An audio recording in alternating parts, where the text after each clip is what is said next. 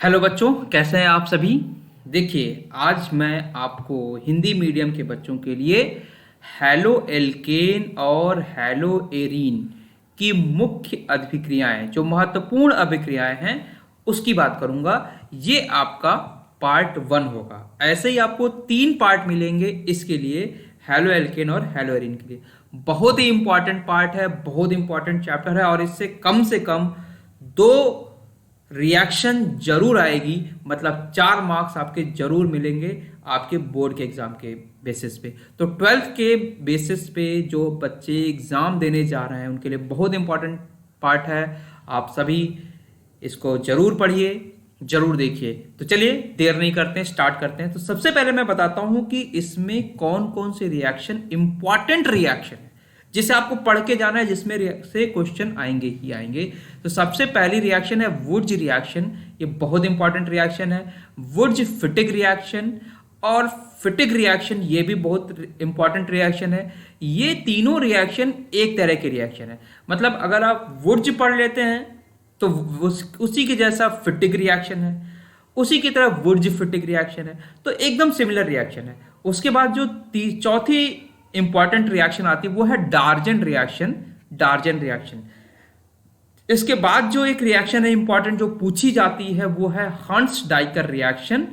इसके बाद आपका आता है आइडोफार्म और हेलोफार्म रिएक्शन। तो देखिए, हाइडोफार्म और हेलोफार्म रिएक्शन भी सिमिलर रिएक्शन है, और आप इसे कोशिश कीजिएगा कि आइडोफार्म जरूर पढ़िएगा, क्योंकि आइडोफार्म और हेलोफार्म है तो एक ही चीज। तो एक रिएक्शन पढ़ लीजिएगा, दोनों काम हो जाएगा। और इसके बाद आपकी एक रिएक्शन पढ़ना है आपको सेंडमायर रिएक्शन।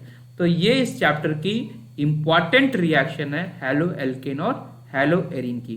अब इन इंपॉर्टेंट रिएक्शन में मैं आपको सिर्फ इस चैप्टर में, इस पार्ट में वुर्ज रिएक्शन, वुर्ज फिटिक रिएक्शन और फिटिक रिएक्शन ही बताऊंगा।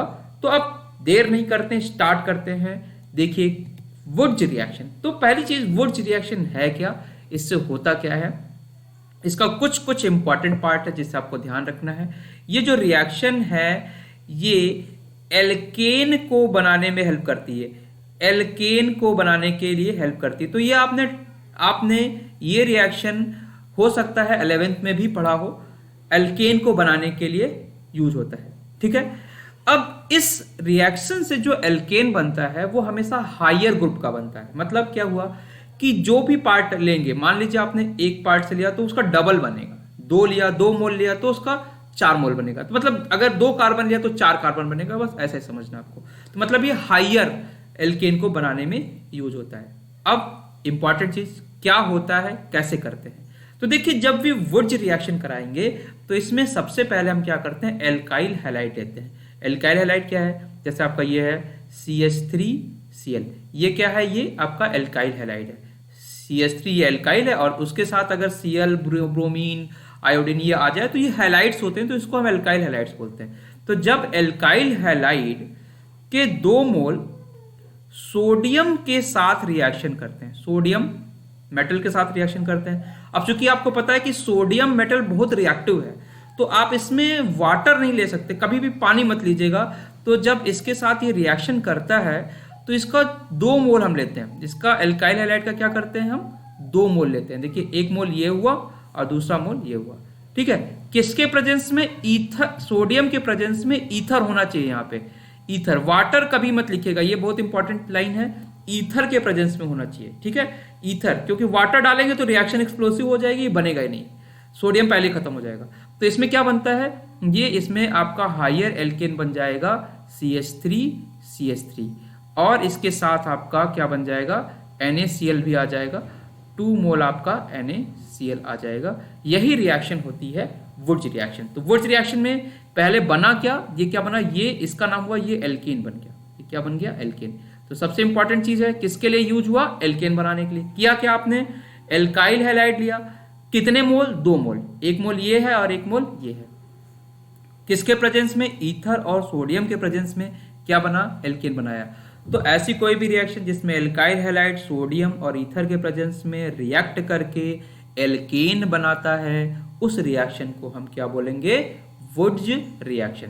अब मैं एक आध एग्जांपल और ले लेता हूं। जैसे आप मान लीजिए यहाँ पे CH3 है, तो CH3 लिया आपने, यहाँ पे एक CH3 ले लीजिए, CH3 ले लीजिए, यहाँ पे Na ले लीजिए। दूसरा क्या करिए, यहाँ पे CH3 की जगह C2H5 ले लीजिए, मतलब ये वाला कार्बन आपने चेंज कर दिया।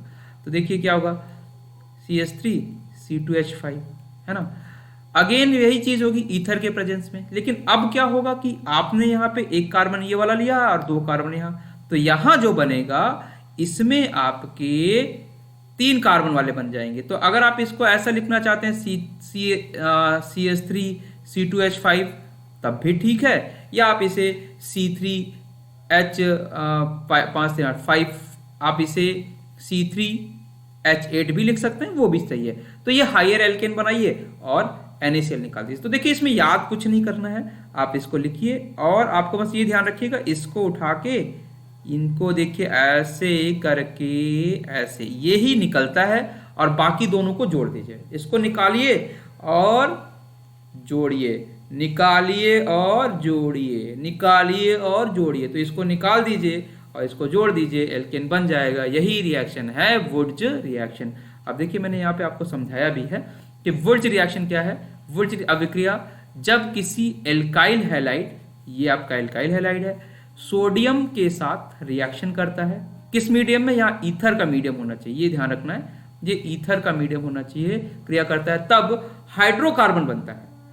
और हाइड्रोकार्बन का उच्च यौगिक बनता है, मतलब हायर लेवल वाला आपका एल्केन बनेगा। इसी रिएक्शन को आप बोलते हैं वुड्स रिएक्शन। क्लियर है वुड्स रिएक्शन। चलिए अब हम दूसरी रिएक्शन की बात करते हैं, फिटिग रिएक्शन। क्या है, फिटिग रिएक्शन। तो जैसे आपने वुड्स रिएक्शन किया है, सेम फिटिग रिएक्शन है, कहीं कोई बहुत चेंज नहीं है, थोड़ा सा चेंज करना है हमें। थोड़ा चेंज क्या करेंगे, जो आपने वहां एल्काइल हैलाइड लिया था उसकी जगह आप एराइल हैलाइड ले लीजिए। ये क्या है, ये एराइल हैलाइड या एरिल हैलाइड आप बोलते हैं, एरिल हैलाइड। एरिल हैलाइड क्यों हैलाइड, तो ये एरिल हैलाइड क्या है, ये आपका देखिए ये बेंजीन वाली रिंग है, तो ये बेंजीन वाली रिंग है, इसको आप ऐसे भी लिख सकते हैं, ये एरिल हैलाइड है ना, इसको ऐसे भी लिख सकते हैं, कुछ भी है ऐसा भी लिख सकते हैं, क्योंकि एग्जाम में तो कुछ भी दे सकता है वो। तो इसको भी क्या करिए, 2 मोल आप क्या लिख लीजिए, Na सोडियम ले लीजिए, फिर क्या करिए यही वाला पार्ट, फिर इसको उल्टा करके यहां लिख दीजिए C6H5, और इसको फिर अगेन ईथर के प्रेजेंस में रिएक्शन करा दीजिए, ईथर के प्रेजेंस में रिएक्शन करा दीजिए।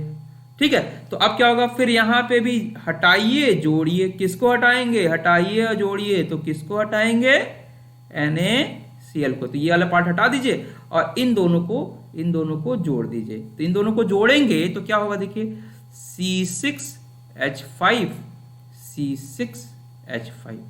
तो ये क्या हुआ, ये आपका, अगर आप इस फॉर्म में देखेंगे तो ये रिएक्शन ये ऐसे बन जाएगा, ये ऐसे बन जाएगा, मतलब आपका डाई एरिल बन गया। डाई एरिल, डाई एरिल क्यों बोल रहे हैं, यहां पे एक था और यहां पे कितने हो गए, 2 हो गए, तो 2 हुआ तो इसका नाम क्या होगा, डाई एरिल, है ना, डाई एरिल। तो ये क्या हुआ, पहली चीज ये एरिल यानी कि एरिल बनाने का मेथड हुआ और हायर एरिल बनाने का मेथड हुआ। रिएक्शन में क्या हुआ, एरिल हैलाइड सोडियम से ईथर के प्रेजेंस में रिएक्शन करके डाई एरिल बनाता है। ये हो गई आपकी रिएक्शन, एरिल, है ना। और ये सोडियम जो NaCl है उसको यहाँ पे NaCl लिख भी दीजिए साइड में, 2NaCl, है ना। तो ये है आपकी फिटिग रिएक्शन, देख लीजिए इसे। फिटिग रिएक्शन क्या है, जब 2 एरिल हैलाइड अणु सोडियम के साथ गर्म किए जाते हैं तो डाई एरिल का अणु बनता है। इसमें यहाँ पे ईथर नहीं लिखा है, लेकिन आप ईथर जरूर लिखिएगा, ईथर के प्रेजेंस में ही होता है, ईथर के प्रेजेंस में इसी रिएक्शन को आप बोलते हैं फिटिग। देखिए ये क्या है, सोडियम है और ये दूसरा C6H5 है, ये डाई एरिल बन गया। ठीक है, ये आपके ऊपर है। तो ये हो गई फिटिग रिएक्शन। अब हम बात करते हैं वुड्स फिटिग रिएक्शन। अब आपने वुड्स रिएक्शन भी पढ़ लिया और क्या पढ़ लिया, फिटिग रिएक्शन।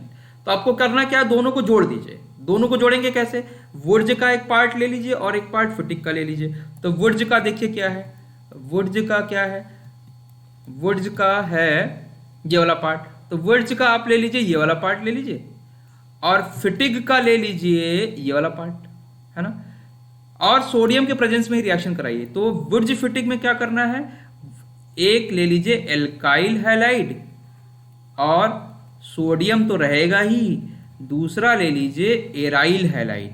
तो एराइल हैलाइड ऐसे ले लीजिए C6H5, ये क्या है, एराइल हैलाइड। तो ये वुर्ज वाला और ये फिटिग वाला, दोनों को जोड़ दीजिए तो इसका नाम होगा वुर्ज फिटिग रिएक्शन। तो दोनों को जोड़ देंगे तो फिर क्या होगा, किसको हटाना है, पहले हटाइए, किसको हटाएंगे, NaCl को हटा दीजिए, और किसको जोड़ना है, बनेगा क्या, देखिए CH3 C6H5। इसको कहीं कहीं आप ऐसे भी लिख सकते हैं, बेंजीन के ऊपर CH3 को लगा दीजिए, बेंजीन के ऊपर CH3 को लगा दीजिए, है ना, और उसके बाद आपका क्या बन जाएगा, 2NaCl बन जाएगा। तो ये हो गया आपका ईथर के प्रेजेंस में आपने रिएक्शन करा दी, ये हो गई वुर्ज फिटिग रिएक्शन। तो इनमें से रिएक्शन आएगी श्योर, इन तीनों में से एक रिएक्शन जरूर आएगी। अब इसको अगर आप दूसरा चेंज करना चाहते हैं, मान लीजिए आप यहाँ पे चाहते हैं कि C2H5 हो, यहाँ पे C2H5Cl हो, बाकी चीज सेम हो, तो यहाँ पे भी क्या बनेगा, C2H5Cl बन जाएगा, है ना, यहाँ पे C2H5, यहाँ सॉरी C2H5 बन जाएगा, है ना। तो ये हो गई आपकी वुर्ज फिटिग रिएक्शन। ध्यान से देख लीजिए, वुर्ज फिटिग क्या है, वुर्ज फिटिग रिएक्शन में हैलोएरीन की अभिक्रिया सोडियम धातु की उपस्थिति में एल्काइल हैलाइड से, ये आपका हैलोएरीन है, ये एल्काइल हैलाइड है, सोडियम के प्रेजेंस में रिएक्शन कराया ईथर के साथ, तो क्या बन गया आपका, देखिए क्या बनेगा, इसके बाद हैलोएरीन का हैलोजन परमाणु एल्किल समूह द्वारा प्रतिस्थापित हो जाता है और उच्च एरीन का निर्माण होता है, ये उच्च एरीन है, हायर लेवल का एरीन बन जाएगा, इसी को बोलते हैं वुर्ज फिटिग रिएक्शन। तो आज हमने इसमें क्या क्या कवर कर लिया, वुर्ज रिएक्शन, वुर्ज फिटिग रिएक्शन और फिटिग रिएक्शन। तो होप कि आपको ये लेक्चर अच्छा लगा होगा, आप इसे अपने दोस्तों को बताइए और मेरे चैनल को फॉलो कीजिए, फेसबुक पे भी मुझे फॉलो कीजिए, इंस्टाग्राम पे भी फॉलो कीजिए। मैं आपके एग्ज़ाम के पॉइंट ऑफ व्यू से नई नई वीडियो बनाऊंगा सो दैट आपका एग्ज़ाम अच्छा हो। होप कि आप बहुत अच्छा करेंगे अपने एग्ज़ाम में। आपको जो भी डाउट हो प्लीज़ मुझे कमेंट करिए, मुझे लिखिए, आप वीडियो को लाइक कीजिए, सब्सक्राइब कीजिए। हम मिलते हैं नेक्स्ट वीडियो में। Thank you for watching this.